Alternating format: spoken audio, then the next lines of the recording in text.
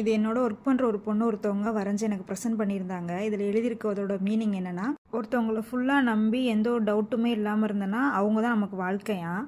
அதுவே அவங்க நம்மளுக்கு அது மாதிரி இல்லைன்னா அது நமக்கு வாழ்க்கையில் எடுத்த பாடமா. நல்லா இருக்குல்ல. ஈவினிங் வந்தாங்களா அத்தை வடை சுட்டு வச்சுருந்தாங்க. இன்றைக்கி கேரமல் காப்பி சாப்பிட்ணும் போல் இருந்தனால செஞ்சேன். ஏற்கனவே ஒரு டைம் செஞ்சுருந்தேன் வேறு.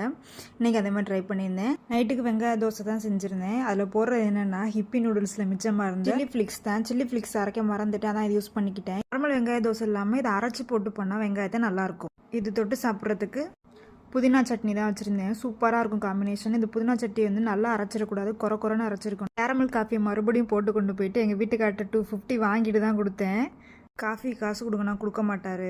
லாஸ்ட் டைம் சொன்னதுக்கு காசு தர மாட்டேன்ட்டார். அதனால் முன்கூட்டியே காசை வாங்கிட்டு அதுக்கப்புறம் காஃபியை கொடுத்தேன். ஆமாம், அது கடையில் ரேட்டுன்னா 250லேருந்து 440 வரைக்கும் இருக்குது. இது கடை டேஸ்ட் இருக்குமாலாம் எனக்கு தெரியாது. ஆனால் நான் செஞ்சதுக்கு அவர்கிட்ட காசை வாங்கிட்டேன்.